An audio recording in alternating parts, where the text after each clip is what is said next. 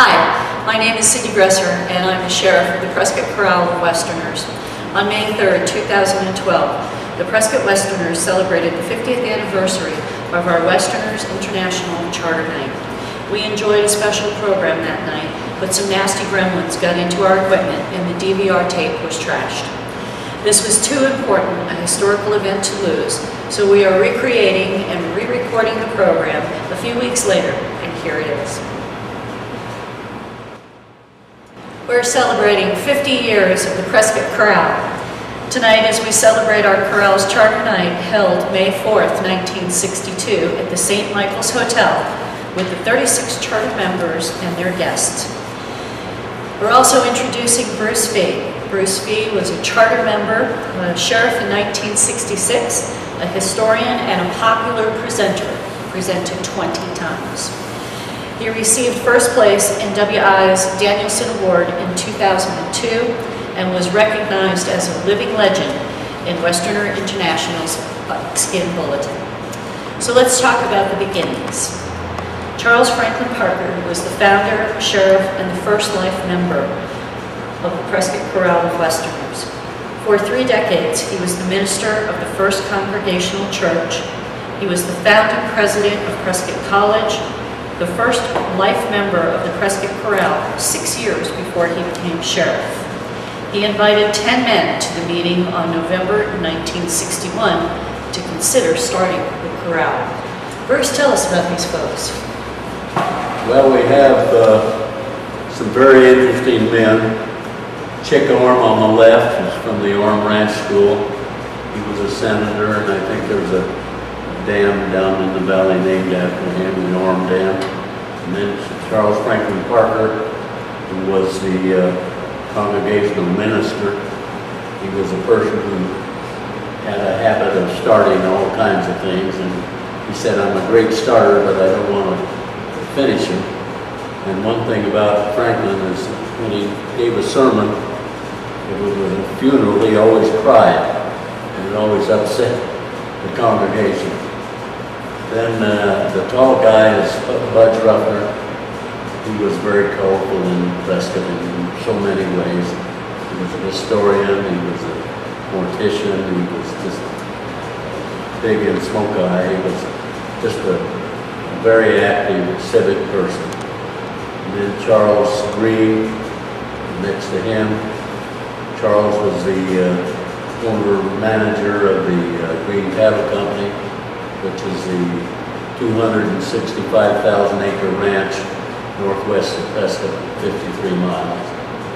And then of course the one on the end is Danny Freeman, who was big in the Prescott history, and he did a lot of history books on different organizations he belonged to, like Kiwanis and Smoke-Eye and Westerners, Cattlemen, and everybody.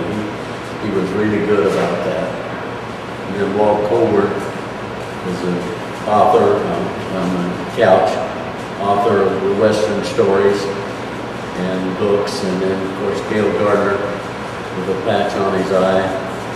And we'll talk more about Gale as we go along. And then the guy on the end, I don't remember his name. Sorry about that. That's okay. Talking about the early sheriffs, the first sheriff was Danny Freeman. He was temporary sheriff during the organization for the charter year in 1962. He was an active member and historian of many local organizations and became a life member in 1995. Tell us more about Danny. Well, he was so active in the Fair Association that they named a building for him out the rodeo grounds called the Freeman Building. But Danny was just one of these men that was really active. He got sent to Vietnam after the Vietnam War, and to teach the Vietnamese farmers how to raise better crops. And when he got back, he told me, he said, people shunned him and ridiculed him. I didn't realize that, but he told me that I was the only one that really befriended him. Anyway, Danny and I were good friends. And we wrote a book together about Smoke-Eye. Then we have some other charter members who became chorale sheriffs. Gale Gardner. who was sheriff in 1963, became a life member in 1982. Tell us about Gail. Well, you could talk all day about Gail Gardner. He was, to me, the first thing that impressed me was his degree in mathematics from Dartmouth. And I thought that was unbelievable. And then he was a gymnast, and when you would see him in his smoke eye outfit, bare, he looked athletic. He was athletic. And he directed the snake dance for years and years, and he danced and so forth. And it was always a great privilege to dance for Gail. I always enjoyed that. But he was fun. I just had more fun being a friend of his than most anybody. And then, of course, we have Budge Ruffner, who was Corral Sheriff in 1964, became a life member in 1996. Well, I asked Budge to be a member of the Ratfinks. He said, I don't want to belong to something that would have me. But he was wonderful. He had a great speaking voice. He was a fabulous master of ceremonies. He was really big in smoke eye because of his size. He was big, period. And a local person and being a mortician, which he took over from his father. And but he was just fun. Bud was a good person. And then, of course, we have Paul Roberts in 1965, one of the other charter members. Yourself, Bruce, you became the sheriff in '63, became a life member in 1997. And then Charles Franklin Parker, who was sheriff in 1972, but he became a life member in 1966. Kind of interesting. Well, all those men were fascinating to me. They did a lot for Prescott, and we need more of their type. But now on to the ladies. All right. We're talking about the ladies of Westerners. The original bylaws limited membership to 36 men, but in 1965, the Lady Westerners started coming in. Our Lady Sheriff's list starts off with beautiful Dorothy Chafin in 1981. Tell us about Dorothy. Well, Dorothy obviously was a classy woman. She was very involved in the cattle business. She was secretary for the cattle growers, and she kept books out at the 7B Ranch, and she worked on the school board for Williamson Valley. And one of the managers of the ranch took a shine to her, and the thing that happened is that he eventually took over the ranch when the owner died. He married Dorothy, and Dorothy then inherited all that ranch, so that's how Dorothy became a very wealthy woman. And she was fabulous. And then following Dorothy Chafin in 1981, Sue Willoughby was sheriff of the Westerners in 1992. Joyce Irwin was the sheriff of Westerners in 2002. Joy Bates was sheriff of Westerners in 2005, and she was also keeper of the chips for 6 years. And of course, I came on in 2012, and I'm proud to say that following me is Jody Drake, Charlotte, otherwise known as Charlotte Hall, and she'll be around for 2013. Some other very important lady members of Westerners. We start off with Martha Caldwell. Martha Caldwell was keeper of the chips for 17 years. Yeah, Martha was very active in town. She was a sister to Dr. Ned Yow, and she was just a wonderful person. She always did her job, and we all thought a lot of Martha. Sure did. Yeah. She's a cool lady. And then, of course, we had Martha Curtis, who was swamper for 12 years, and Pat Welch, who was assistant swamper for 11 years. That's great. They're all wonderful people. Martha made her mark, as Pat did. of course, Pat's husband was the sheriff, and when he got sick and died, Marty West took over. So he did two stints as sheriff.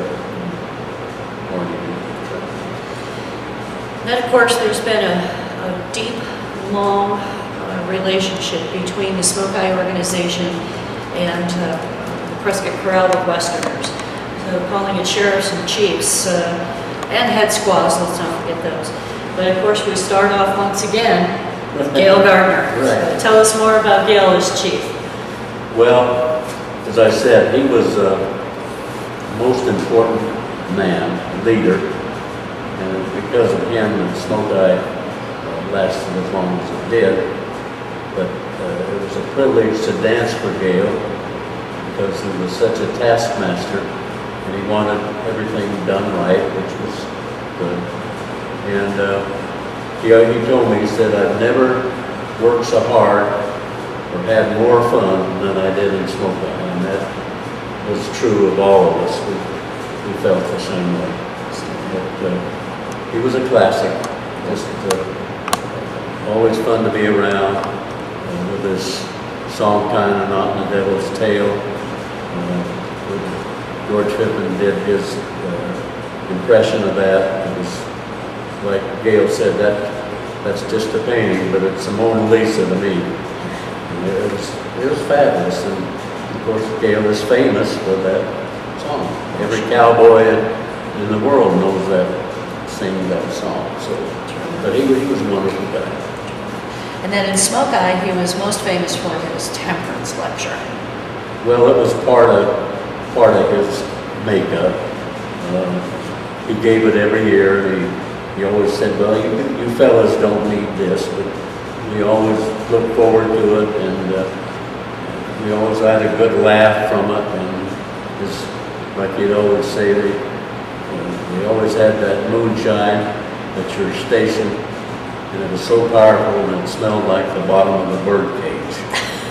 But he had a way of describing things, and but the reason for the temperance lecture was that in the early days, they, as he would say it, they had this moonshine so they could handle those ferocious bull snakes. Dutch courage. Yeah, but they weren't ferocious.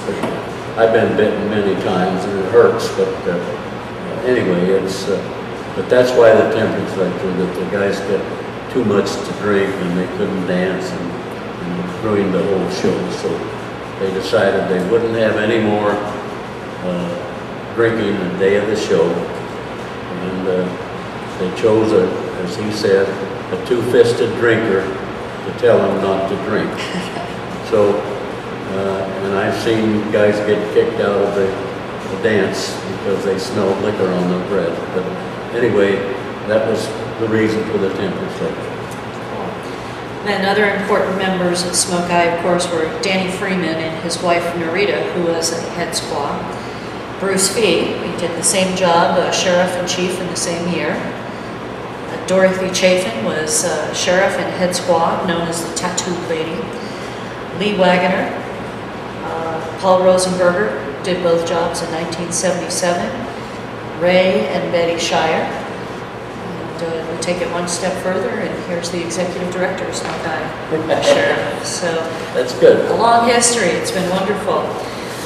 One of the other things the Prescott Corral has always done is field trips and ranch visits. Tell us about those.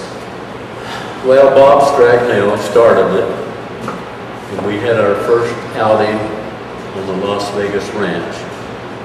And it was kind of back in the woods and tough to get to. The handicapped people had trouble with women with their open-toed shoes, stepped in cow pies, and it was just pretty tough. But we hauled the tables and chairs out ourselves, and we said no more of that. We're going to hire it done, and that's it. But we had some good outings. We had out at the Simmons, we had 2 or 3 on the Jenner Ranch in Skull Valley. We've had meetings out in Granite Dells. We've had one in Charlotte Hall. We've had, let's see, I'm trying to think of some other places, but we've been all over, and it's always been fun. Coming back to Smoke Eye this year to have some fun. Right, okay. Right on it, okay.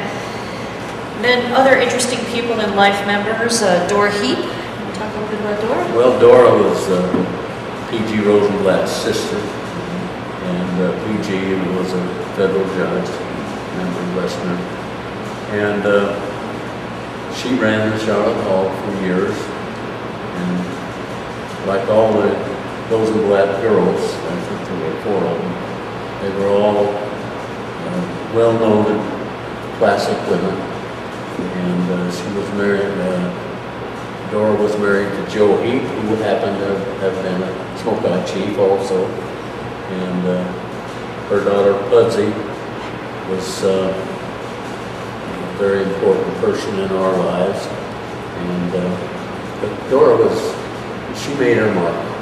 Interesting. And Bernice Storm? I don't know too much about her except that they have the Storm Ranch out of Granite Dells, and I think that her daughter Virginia Sievers has the ranch now with her husband. Then we had very memorable speakers in our history. Gail Gardner, who presented 61, 65, 68, 69, 74, 77, 82, and 83. Barry Goldwater, who presented 72, 83, and 94. Talk a little bit about Barry.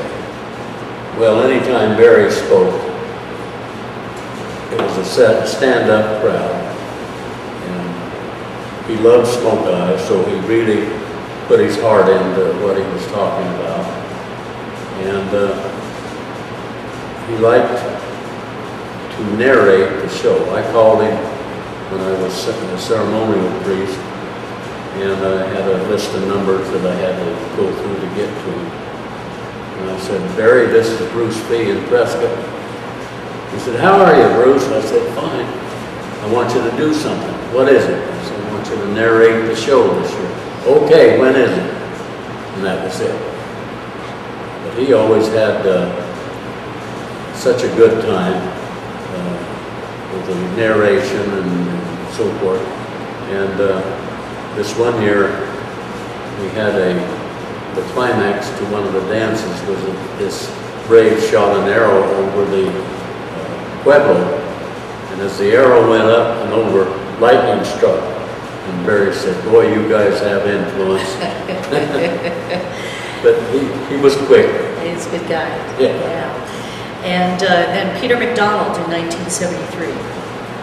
Well, he gave always a good talk. I've heard him speak a couple of times, but he was the one that said, when Budge got through introducing him, now I know how a pancake feels with the syrup.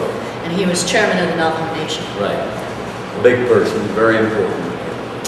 And Marshall Trimble presented in 78, 83, and 85. Well, Marshall always gives a good talk about Arizona history and his being Ashford and going to the big town of Williams for a treat, But he's fun and he's a good musician. He's a good guy. Yeah. Let's see, and then we had Bill Bork. Bill Bork and presented in 84, 87, and 99. Well, Bill was one of our more important early citizens. And he could give you a history of early Prescott that you wouldn't believe because he lived it. Places of business like the old Walgreens drugstore, which was Byers or something, but he could go down Whiskey Row and tell you about each place. And he was fun. I never forget when I had to pick him up out at the Granite Gates. And I said, Bill, you better get a coat. It's cold outside. So pretty soon he took him forever to get back. And I said, well, where have you been? He said, I fell down. So anyway, I finally got him in the car, and it turned out that I had to take him home, and he could talk funny. I felt, I'm no medical person, but I knew something was wrong. I said, Bill, who's your doctor? I finally got it out of him that Markham was his doctor. So I took him to the doctor. The nurse practitioner took him in. She came back out. She said, "Can you help me? I can't understand what he's talking." She said, "I think he's having a heart attack, but I can't." Well, he was speaking Portuguese, which I didn't understand. But she made arrangements, and I got him in the hospital. And the doctor said, "Well, he's having a heart attack." So I said, "Well," he said, "Are you going to leave me?" And I said, "I can't do anything." So I went to tell Nadine, you know, but anyway, Bill was a wonderful guy. And then, of course, Sherman Hazeltine.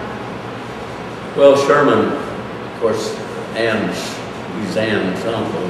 And Yeah, but Sherman loved Smoke Eye, like all of us did.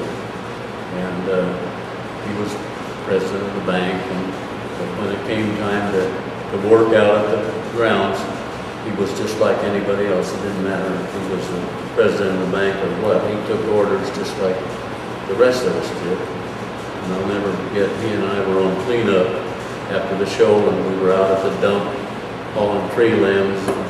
He was just great. Good person. and then Florence Yount, of course, presented in 73, 75, and 78. Well, Florence was one of our more important doctors. She and Dr. Allen ran the town during the war because all the men were gone. And she delivered babies, she did everything. She took care of all kinds of sick people. And she was responsible for the Fremont building. And she did wonderful research, and she enjoyed history. And so anything that Florence did was fantastic. And someone who passed away just last year, Judge Jack Ock. Yeah, Jack was a very close friend of mine. He was the first student body president that was a non-fraternity man. And Jack, in my eyes, could have been governor anytime he wanted to run. He was just one of those people that could handle anything. And he was so much fun to go on a hunting trip, a fishing trip. His humor was unbelievable. He was so quick. And I remember we had a funeral for Gene Dunn at the Congregational Church. Gene had been a past chief, and it's traditional we give the stomp, which is part of the snake dance, to give the stomp for a past chief. So they asked me to give the stomp. And Jack happened to be in the audience because he was a neighbor of Gene's. And anyway, I gave the stomp. And there was a funeral at the Sacred Heart Church for one of the Fanara women. And I met Jack in the lobby there, and he had passed out at the Half Century Club because he'd been to the dentist, and he passed out. And I said, "Jack, you're not going to pass out, are you?" He said, "No, you're not going to give the stomp, are you?" And he and I got to giggling. All the congregation heard us. Uh-oh. But he was a wonderful guy. Cool. And Eddie Basha. Did Eddie Basha present in 1995? Well, Eddie was, of course, he was big in Iron Springs, you know. Yeah. And I had done a painting of the Iron Springs store, and I had it there at this meeting. And of course, he spoke about the Iron Springs store and all this being raised there, and everything that happened. And he bought that painting. That painting is in his collection. But most of our speakers were good. Well, we hope you've enjoyed this.